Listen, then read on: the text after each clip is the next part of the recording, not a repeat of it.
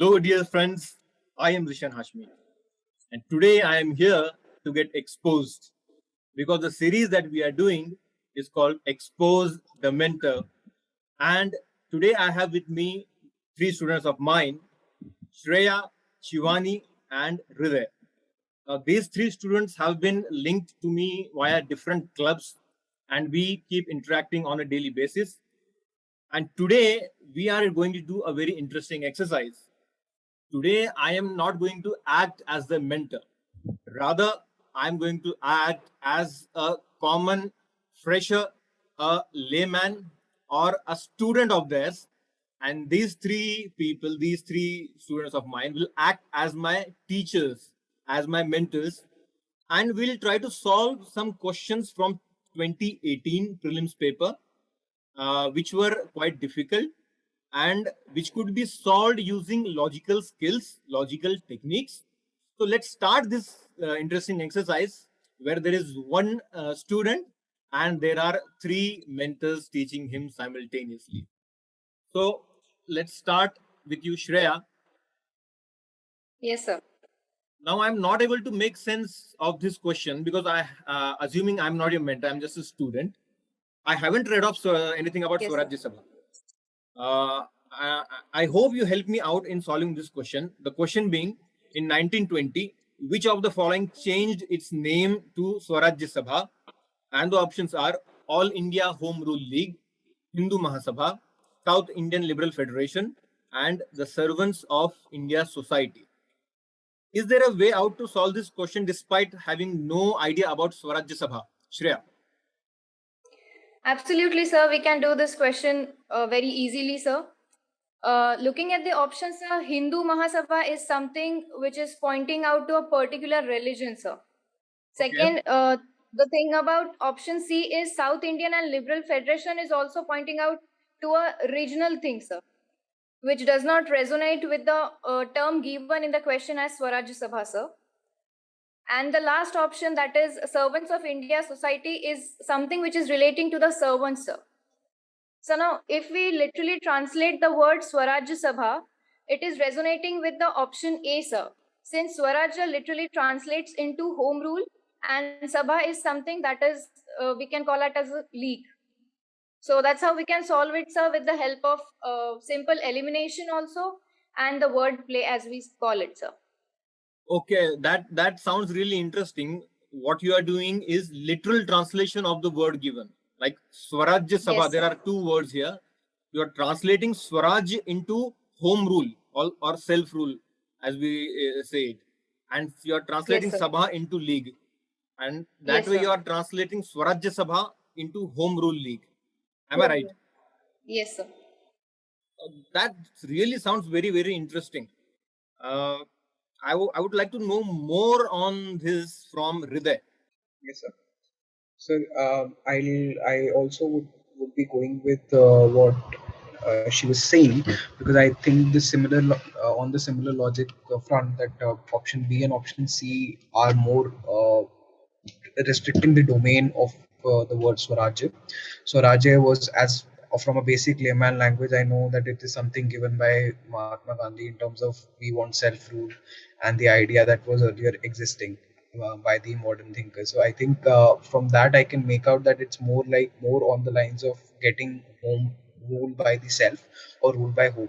So by that logic, I probably would go with an option A, even if I'm not sure if option D is talking about or referring to the same. But option A looks more prominent to me as compared to B. While B and C I can still eliminate. All right. Very similar to Shreya, you are also using wordplay. And apart from wordplay, what I see is you are probing the compatibility of the given options, like Hindu Mahasabha, South Indian Liberal Federation. You are saying that it Yes. doesn't go very nicely with the word Swarajya. That's how you are probing Yes. the compatibility. Am I right, Hriday? Yes, sir. Yes, sir. Yes, sir. And then you are left with Yes, options A and D, and you are going for option A because it resonates more with the word Swarajya and Sabha. yes, sir. All right. All right. That sounds really interesting, given the fact that I don't have any idea, but now I am starting to believe that I can start answer this question. Lastly, I would want to Yes. know your take, Shivani. What would you add? Yes.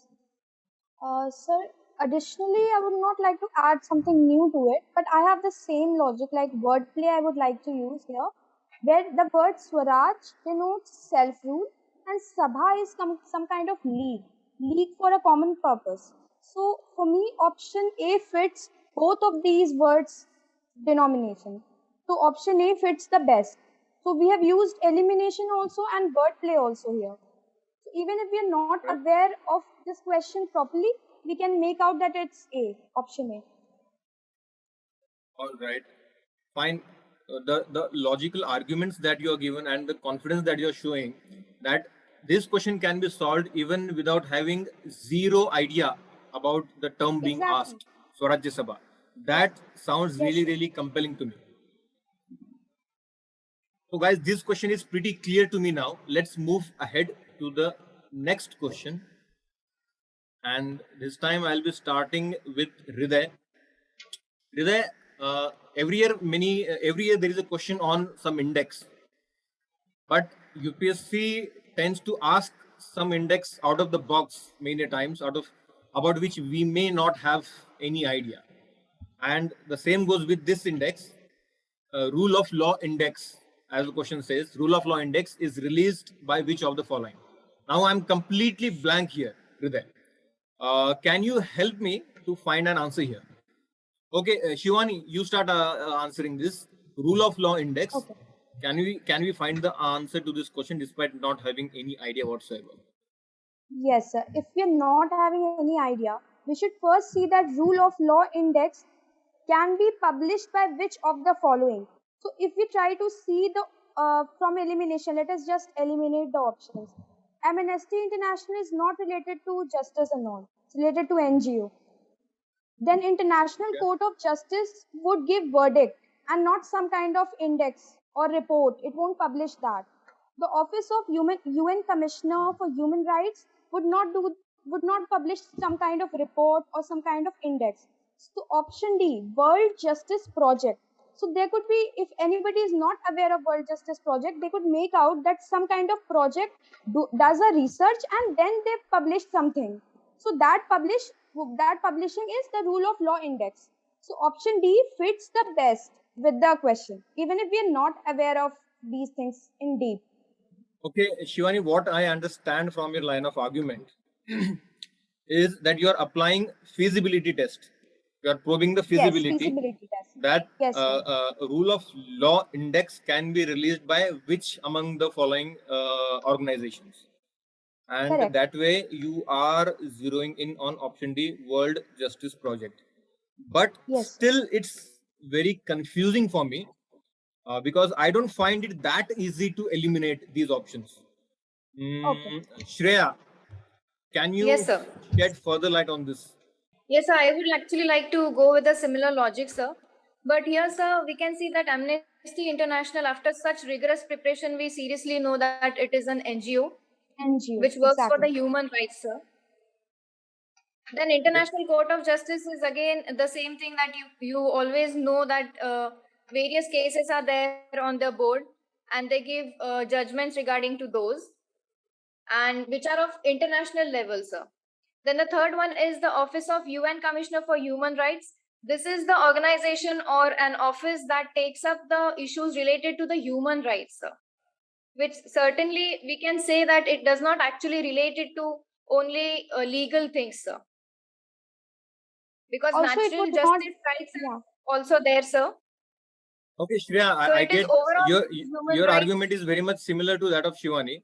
But the Yes, last sir. time Because human rights we are had a covered. conversation, you also pointed Yes. out on wordplay, and you had Yes, made sir. some argument that the words law and justice can be linked. Yes. Yes, Uh, sir. I had not understood that argument even then. Can you highlight it now? So World Justice Project is something like Shivani said that it is about a project that would look into what is the level of justice that is being given to the people. So how the rule of law is actually working is what is being looked into, sir.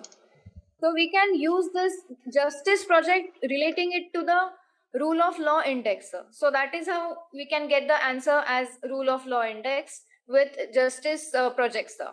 Fine. That is D. Okay, I completely understand your line of argument, but here I am again confused between two options, option B and option D, because the Yes, word sir. justice, is present Yes. in both option B and option D. How do we Yes, sir. choose So, between option B and option D? That's sir, my confusion. yes, sir. Sir, in option B, there is International Court of Justice that would give some kind of verdict, and it would not publish any kind of report or any kind of index, because indexes and reports are published when there is a kind of project which does research on some topics. If we use general common sense, we could know that we need some kind of project to publish a report or a index. So that's how we can eliminate option B, and we can this could fit to option D, which is World Justice Project.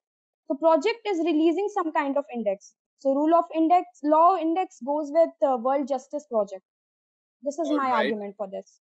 all right. Again, the last time we had a conversation, I had a conversation with Shreya, and she was again explaining me that ICJ, International Court of Justice, is the court, and she had made some correlation with the Supreme Court of India, and said that Yeah. Supreme Court doesn't release some index, so ICJ should also not release it. Again, I was confused Yes. at that point of time. Can you clarify it now, Shreya? Sir, as such, for International Court of Justice or any other court for that matter, there is no as such criteria that you can go to the court for filing any sort of case, sir. Even though International Court of Justice is a court of international level, still we can say that there is no as such criteria, sir. So it also seems feasible to me that it would not release any sort of such index, sir, because it is there to help out people. While this World Justice Project is something which is relating to the rule of law, sir, it will first look into the issue, sir, how it is working. Some court is not supposed to look into the issue, sir. All right. It is there to sort out the issue, sir. Yeah. Sort out and give verdict for the issue. Fine. Yeah. So while eliminating one among the two options B and D, by your line of argument, Shreya and Shivani, I understand that you are using some kind of an extrapolation technique where Yes, sir. you are linking the domestic court, Supreme Court, for example, to the International Court of Justice, and because Supreme Court doesn't release any index, it is highly possible that ICJ would not be releasing an index as well.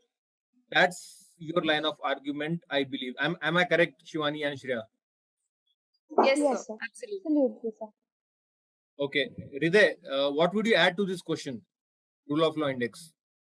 So I think it makes sense when we link it more to World Justice Project, because if we see the Office of Human Rights, it does not link a lot with rule of law. Rule of law basically links more with justice. So I'm either left with option B or option D, whereas option A and C are on the similar lines, which is human rights protection, and amnesty is also related to human rights protection.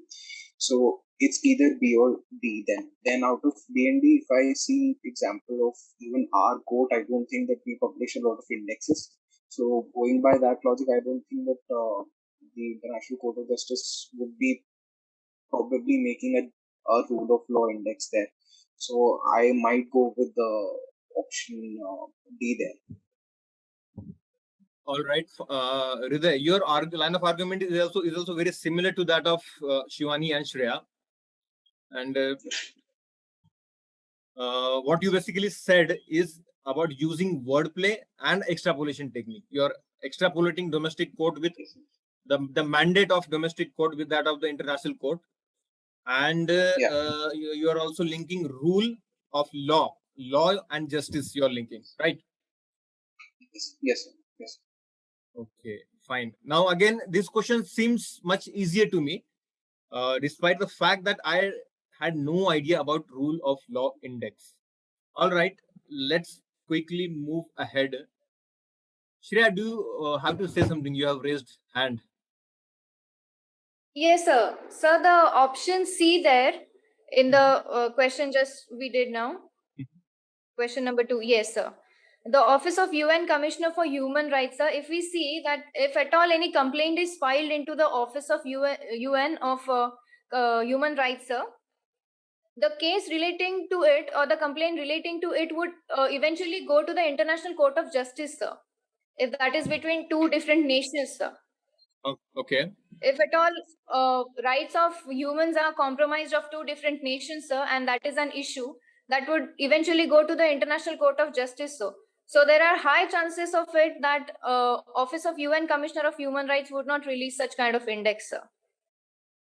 All right. Again, you are applying feasibility test here, I believe. Shreya. Yes, sir. Very valid. This argument is very valid. Yeah. All right. Makes sense. Makes perfect sense again. All right. Let's move to the next question. And this time we'll be starting with Hriday. Yes, sir. Hriday, again, this is something related to current affairs, but I hadn't read this in current affairs, or maybe I had read it, but I'm not able to recall it. The question is, Okay, what is terminal high altitude area defense, that is THAAD, sometimes seen in the news? And there are four options: an Israeli radar system, India's indigenous anti-missile program, an American anti-missile system, a defense collaboration between Japan and South Korea. Now that I'm not able to recall anything about THAAD or terminal high altitude area defense, is there a way out that we can mark this question right despite having no idea at all? Hriday. Yes, sir. Probably we can eliminate a few options and increase our chances to make it correct. Fine. So if I see terminal high altitude area defense, I'll go word by word here. So what I can see here is that terminal at first sense, if I see terminal means at the end, so something that is ending. So that does not really mean, and it's highlighting me that it's a kind of a system or a program. So I'll probably remove option D first because it's not a collaboration for sure. So it looks a little bizarre to me to go with option D. So I'll remove that option. Now I'm left with option A, B, and C. Now, if I see a radar system is more on the lines of surveillance and not in terms of terminal high altitude area defense, because what a terminal high altitude area defense system might be looking forward towards is to end something or end a target. So that is more like a missile or an anti-missile system. So it's either B or C.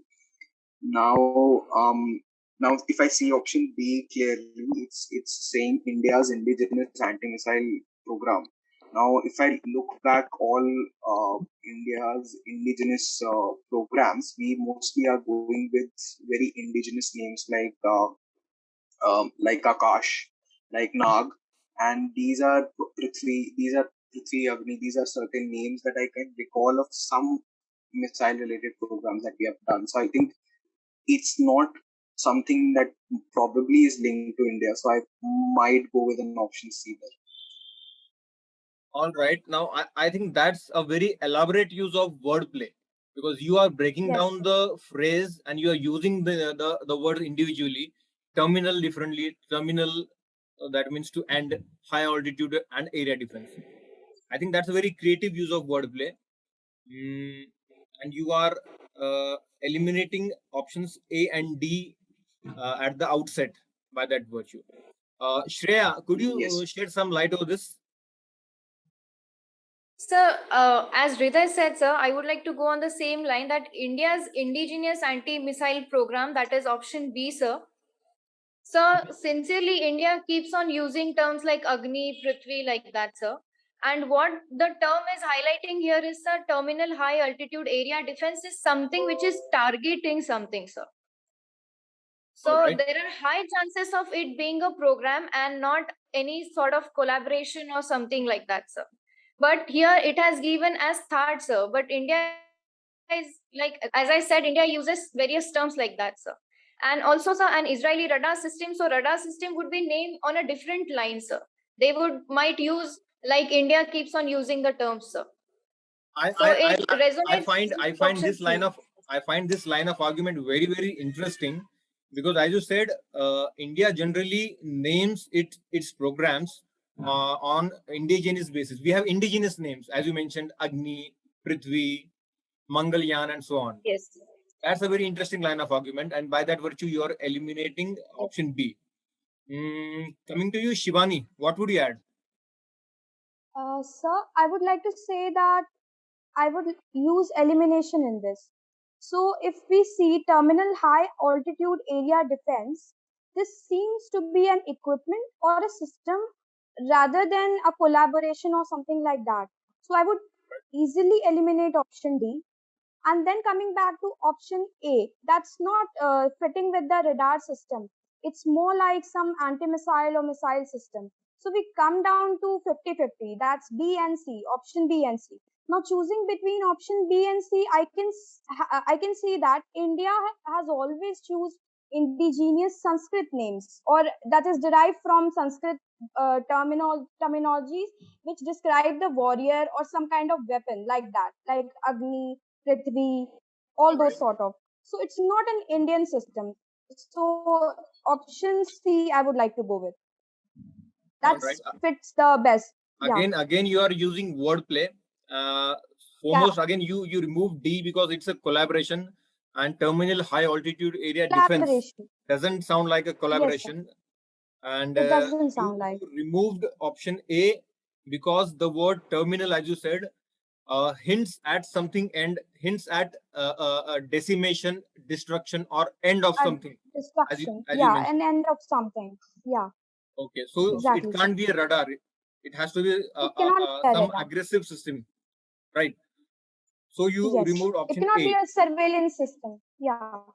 Okay. I would like to go. Then you chose between B and C by eliminating option B because India would go for an indigenous name. Again, a line of argument very similar to that of Hriday and Shreya.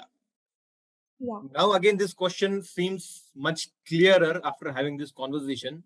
All right, guys, before moving to the next question, I would like to reiterate myself that I'm completely amazed by the way you guys arrived at the right answer in this question on third, because it looks something unbelievable to me that despite not having read it in the current affairs, despite not having it heard, and after seeing it for the first time in the exam, can mark it right. You guys have the guts to break the phrase down and mark it right. I just find that simply amazing. Yes, sir. The sufficient practice we have done with Tigrams helped us to, eliminate and arrive to the right option and have the guts to, use these techniques. Yeah, I believe your teacher must be a really good teacher. Anyways, let's move ahead. Yes, sir. He's a really good teacher. We call him a wonder god, sir. Wonder god. Looks like a Marvel. Looks like a Marvel character to me. Yeah, yes. Sounds like that. Because he's a Marvel fan, sir. All right, fine. Let's continue with the next question. See, this is yet another question from 2018 paper where 7 different items were given and different permutation and combinations of those options were given to choose from. Now, I find it completely impossible to choose from these items and mark an answer because I have not read about this things. I know what is MSP and I know the basics of MSP. Still, knowing the entire list is something not humanly possible. The items that have been given here: areca nut, barley, coffee, finger millet, groundnut, sesame, turmeric.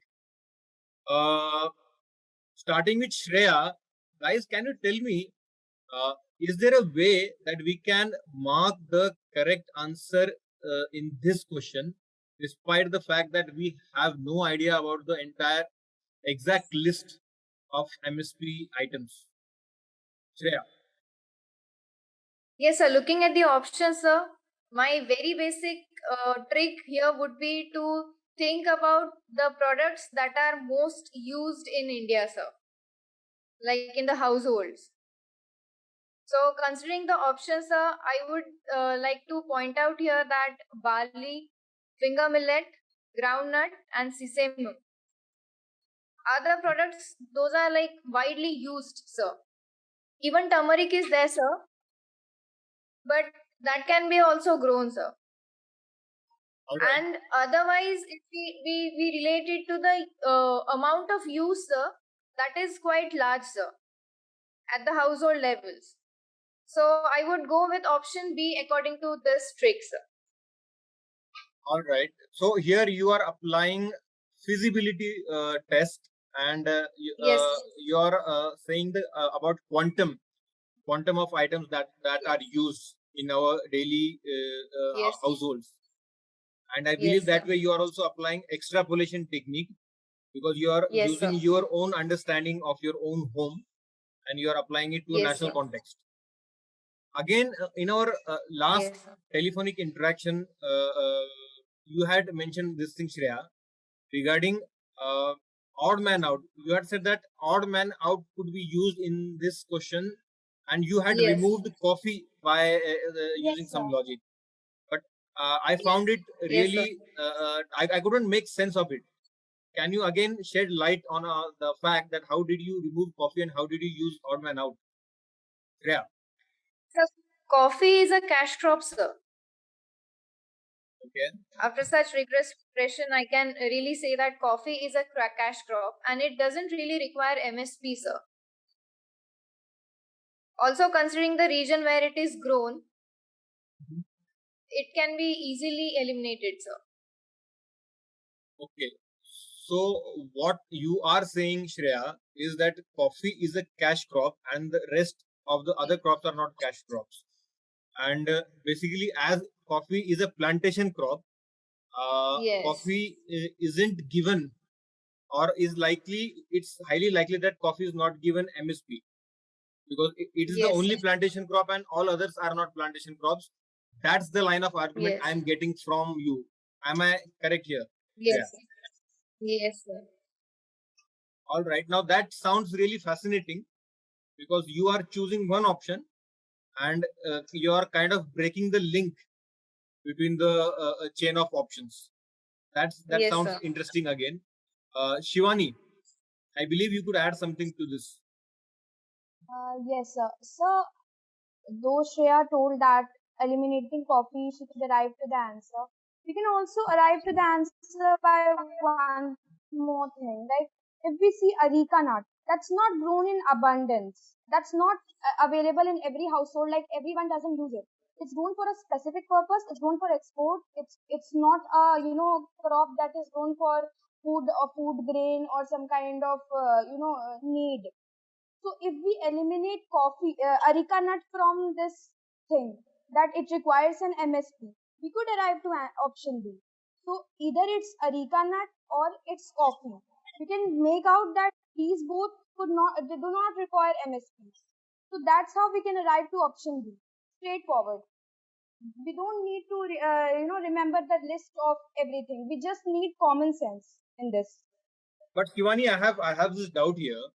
I find your logic very Yes, sir. sound, that areca nut is less likely to be part of the list, and other food items are more likely to be part of the list. But isn't it very, very risky that we are eliminating areca nut or coffee based on our instinct, our intuition, and there is no sound knowledge base backing this step of ours? What would you say about this, Giovanni? About this, I feel that the nature of question is always like that it wants to test our instinct and the common sense that we are having. It's not always about the knowledge. The kind of question prelims that we have seen, that we have practiced, there are questions like a set of 10 or you can say 8 or 10 questions that's not testing our knowledge. It requires a kind of knowledge also and instinct also. So that would come from practice and elimination and use of techniques, not Actually, only on the base of knowledge. I find this line of argument really compelling. What you are Yes, sir. saying essentially is UPSC is testing not only your knowledge but your Exactly. spontaneous decision making ability. Am I correct? Exactly, sir. Yes, sir. That's why they give deliberately give this kind of questions. Okay. So you are saying that UPSC gives these kind of questions for this precise reason to test our spontaneity of decision making, and every year you'll find these kind of questions So essentially. I can quote one example also. Like there was a Okay. question based on rusty spotted cat. There was Okay. some kind of question. So there also we used a similar line of arguments. If we had a pre-existing little bit of knowledge about which animal, what do we hear more, which one is extinct, which one is endangered, so we could make out that this is the we can eliminate through it. So Yeah, it's yeah, every yeah. year they ask this kind of question. Yeah. You are referring to that question having rusty spotted cat, and after reading that question, Yes, sir.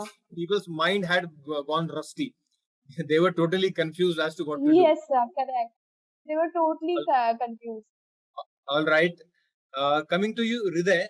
Now, Shreya and Shivani have given really good lines of arguments regarding removing coffee using odd man out, removing areca nut using feasibility test, and they have also spoken on the risk appetite that is needed. Hriday, what would you like to add here? Yes.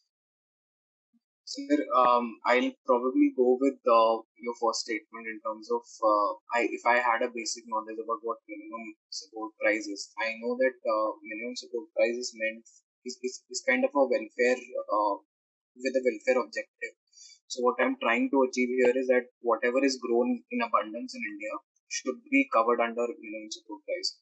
So going by that logic, I think initially I would see the options, because since I'll have to go with something, some sort of an elimination here, because I'm picking up a commonality to eliminate things. So if I probably look at option A, C, and D, all three of them have coffee, they have turmeric, and they have areca nut in them.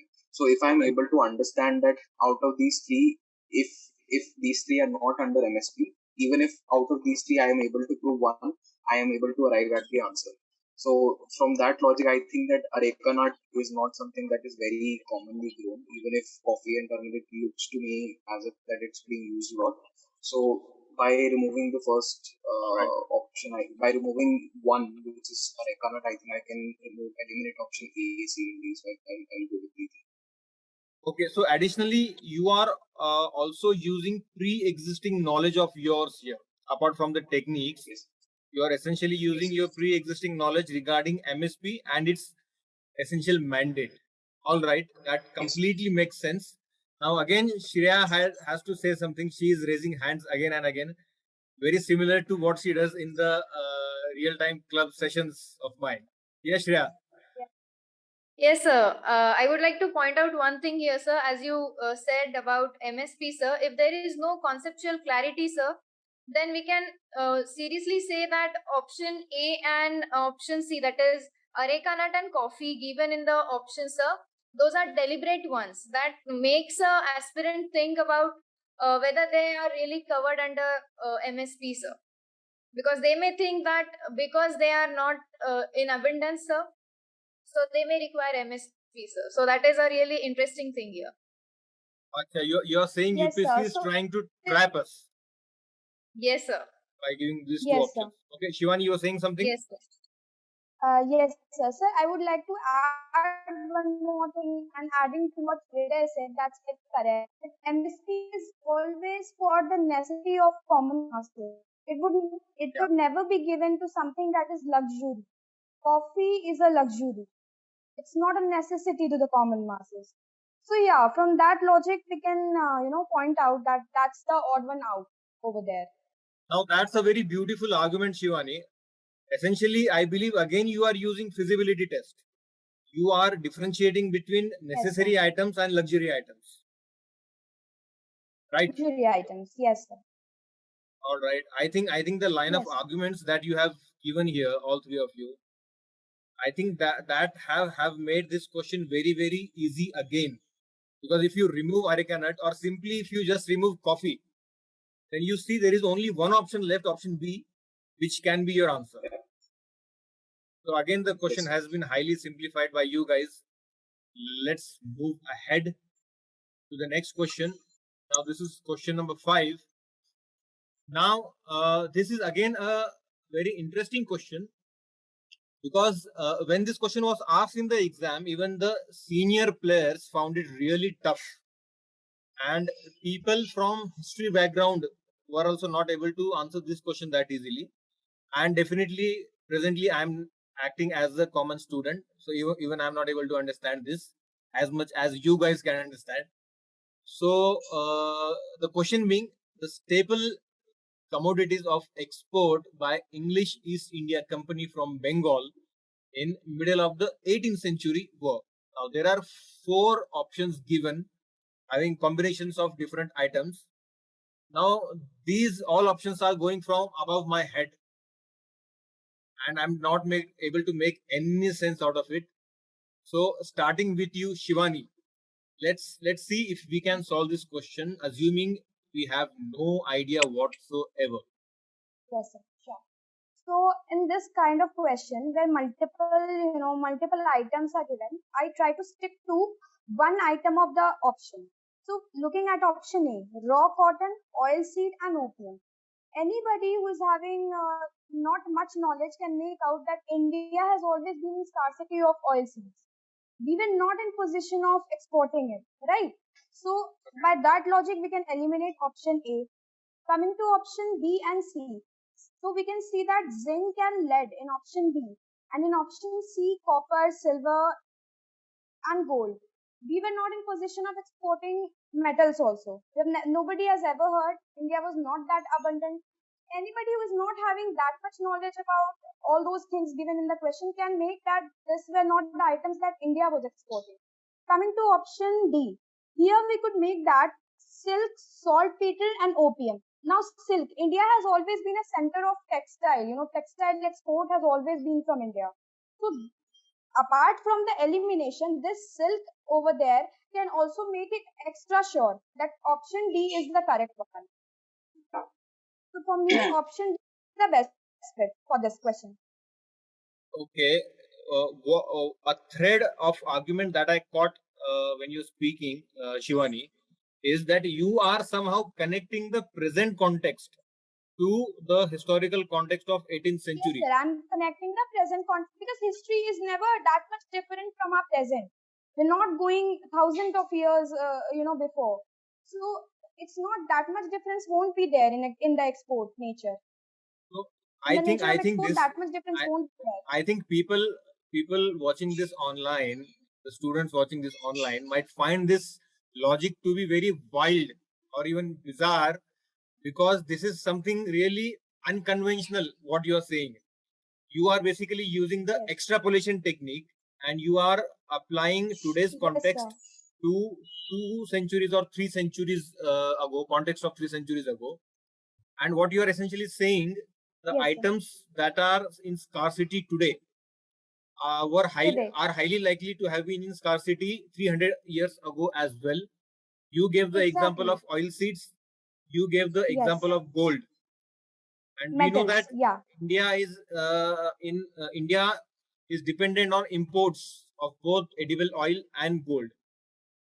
So And gold, that's yeah. how you are eliminating option A and C. Am I correct, Shivani? Yes, sir.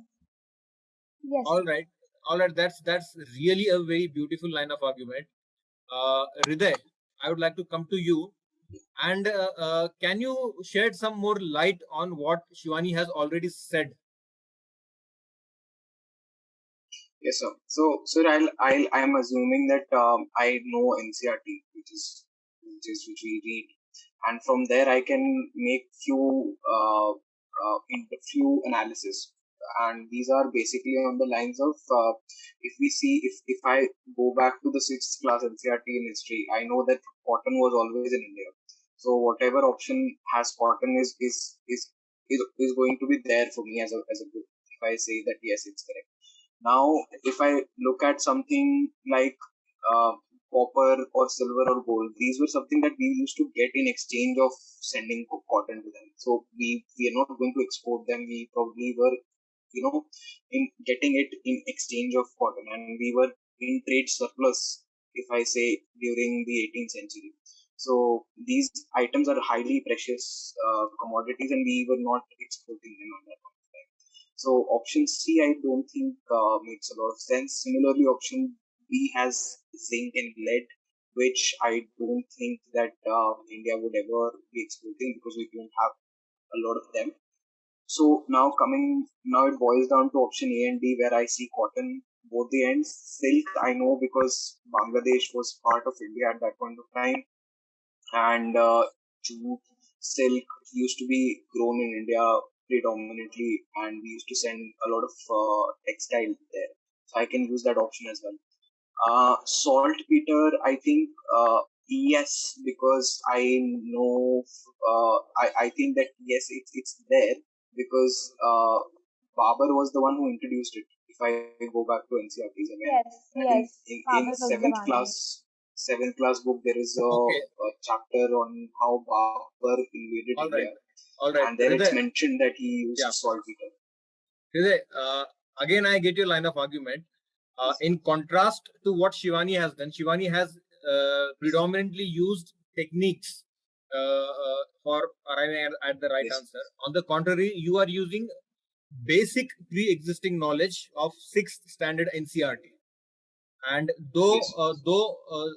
the answer to this question might not be given directly, but you are trying to in a way collate different strands of content from the that particular book, and you are Yes. arriving at the right answer by using your pre-existing knowledge. Am I Yes. correct, Hriday? And yes, sir, and applying elimination and feasibility because gold is not feasible according to me in India, and All right. similarly zinc because we don't All right. we So, used to have a trade surplus. all right. Again, you are going for extrapolation, pre-existing knowledge plus extrapolation. That's what you are doing, Hriday. Yes. So again, Yes. Shreya, now Shivani and Yes, sir. Hriday have beautifully used extrapolation technique, and I just Yes, sir. find that really amazing and really unconventional. And Yes. I hope you could add some more light to this question, and also tell me from where do you guys get these kind of ideas? Now these are really bizarre ideas. Shreya. Yes, sir. Yes, sir. On the lines of the arguments made by my friends, I would like to point out here, sir, that cotton and silk, I would relate it to the ancient and medieval time period, sir. Like we have heard that there was a silk route in India, sir. And even in the present days also, we know about Dhaka silk and other stuff like that in the northeastern part of the Indian states, sir. So these two things I would like to keep in my mind, sir. The third thing is very interesting here, sir, that the other options, that is A, B, and C, that somewhere or the other we have been hearing about this, sir. But we certainly know that India was not in a position to export such kind of items in middle 18th century, sir. And also, UPSC does not give such options to make out that easily, sir. So I would certainly like to point out that saltpeter is something which we haven't heard. If at all we are not aware about the pre-existing knowledge, or we don't have read about it, so we can certainly say that UPSC never allows us to make it so easily. So on the basis of unheard logic, sir, I would like to go with the risk appetite of mine, and I would choose option D, sir. Now you have added something new to this logic of the unheard. Even in Yes, my sir. last interaction, even in my last expose the mentor video, students had talked about, actually teachers, you are my teachers now presently, my teachers had talked about logic of the unheard. And essentially what you are saying is, if we haven't heard something even after such rigorous preparation of static part, rigorous preparation of current affairs, and we find that option, that name in one of the options, then it is more likely to be true. That is what you are Yes, sir. calling logic of the unheard, I believe. Yes, sir. Yeah. Yes, sir. Now I think this will require a strong belief system, because choosing something which you haven't heard ever, and Yes. and compulsorily marking it as right really requires guts and risk appetite, I must say. Yes. Yes, sir. All right. Now this question from modern history, which is really a difficult question, you guys have simplified it a lot for me. Now moving ahead, moving to the last question, and we'll start with Hriday. Hriday, this is again yet another 2018 question. Which of the following statements best describes carbon fertilization? Now, I know what is fertilization, I know what is carbon, but I don't know what is carbon fertilization. And four options are given: increased plant growth due to increased concentration of carbon dioxide, increased temperature of earth due to increased concentration of carbon dioxide, increased acidity of oceans as a result of increased concentration of carbon dioxide, and adaptation of all living beings on earth to the climate change brought about by increased concentration of carbon dioxide. Now I am completely blank because, as I said, I know carbon, I know fertilization, but I'm going completely blank when I read this term carbon fertilization. I hope you can shed some light on this, Hriday. Yes, sir. Sir, 50% job is already done when you said carbon and fertilization differently, because I think if I know what is carbon and what is fertilization, these are two subjects that will feature in every option in some way or the other. So what my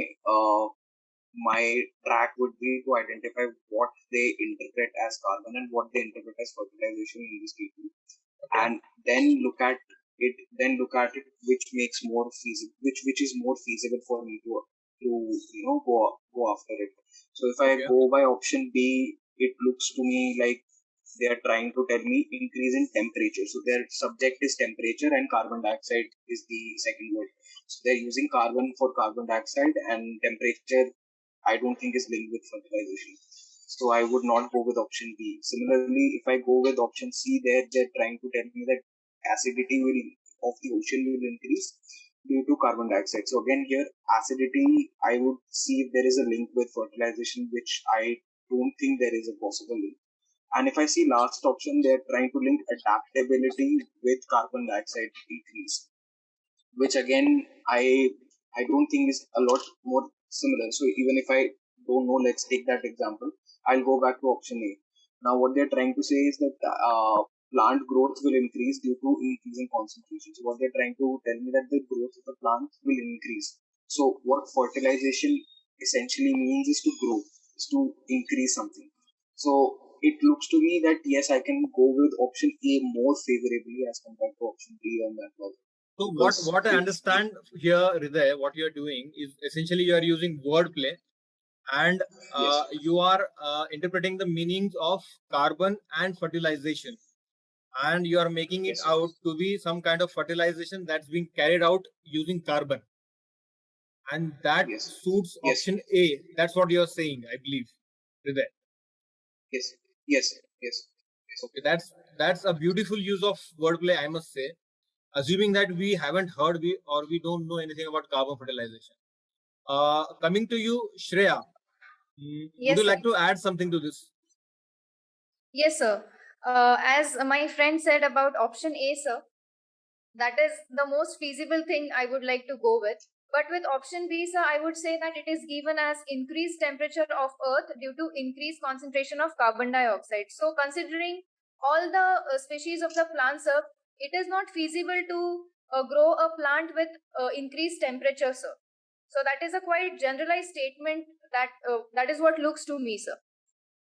And considering the third statements are increased acidity of oceans as a result of increased concentration of carbon dioxide in the atmosphere, this is not something which relates to the productivity of the plant, sir. If we consider the term carbon fertilization, sir, fertilization is something which is used to increase the productivity, sir. And the acidity of the oceans would not increase the productivity of the plants, sir. So ultimately, I would like to go with option A, sir. Okay, all right. So, along with wordplay, you are also applying feasibility test here, as Yes, I understand by your line of argument, Shreya. Okay, Shivani, anything you would like to add? So my friends have already added much to it. Well, I think the question says, which of the following statements best describes the carbon fertilization? So we know that fertilization is increasing the productivity of the crop or the plant, aiding its growth. So when we look at other options other than A, it's nothing related to it. Nothing. It's poles apart. There's nothing about fertilization. So that's how also if someone is applying a little bit of common sense, they can come to option A. That's the best fit. And the question is already asking which statement best describes the carbon fertilization. So it's obviously that All it's right, option A. Shivani, again you are similarly going for wordplay and Yes, sir. But feasibility test as well, because you said those other options are poles apart. They don't match with the yeah, description of it's carbon, not matched with the either carbon or fertilization. That's what you're saying. All yes, right. sir. All right. Again, this question, again, the question from 2018, last question for the day, again looks quite simple after having this conversation. Yes. Okay. And now we have done with the questions. Before we end the conversation, anything you guys would like to add, starting with Hriday? So I think the way that the questions are structured is also important to be considered. And whenever we see a particular question, there's a particular structure that they follow. And if we just go by the last few PYQs, which is the best source, I think we can understand the structure. Once we understand the structure, we can definitely go about practicing certain things like these, which we got to know from like various theorems that we can apply or logical tests or All right, feasibility tests. makes These are perfect certain sense. techniques. Makes perfect sense, Hriday. Coming to Shivani, what would you like to add? What would you like to say? Sir, apart from using diagrams and elimination techniques and everything, practice is the most important element in this because that's how we develop a gut. We have practiced the theorem so many times, then we will be confident about using it in the exam itself. And the second best thing after practice is staying calm in the examination hall, as you always say. It's staying calm and honing the emotion. That's the thing. That's the key to success in prelims that you have always mentioned to us. Okay. Now, lastly, coming to Shreya. Shreya, very quickly. Now, there is a surprise over here. Yes, Shreya sir. is going to end this session with a song. If you guys don't know, Shreya is a very good singer, and on my insistence, there is a motivational song which acts as a stress buster for her, and may also act as a stress buster for many other aspirants. So, Shreya, what would you like to add very quickly, and then a short bite of your song? So, whatever I've learned through the lessons, sir, it is that we have to honor emotions. That's what my friend said, sir. But along with that, I feel that one should get into the shoes of the question paper setter, sir, to understand how the question is framed, so apply that to arrive at a correct answer. And practice is the ultimate thing that would lead to the best results, sir. Okay, putting yourself into the shoes of the examiner and practicing a lot. All right, now you Yes. can start with your melodious bite. Okay, sir. So this is a song from the movie Simba, and I love this particular stanza, so I will be singing this one. Oh, I know. I also like. Yes, Okay, exactly I'm this so one. sorry. No, Yeah, no, I sure, just Yeah. love this song too. Yeah. Okay, sure. so Go on, Shreya. yes, sir. माना कि मुश्किल है सफर पर सुनो मुसाफिर ओ कहीं अगर तू रुका तो मंजिल आएगी ना फिर कदम कदम मिलाए जा गगन गगन झुकाए जा रख हौसला कर फैसला तुझे वक्त बदलना है. Thank you so much.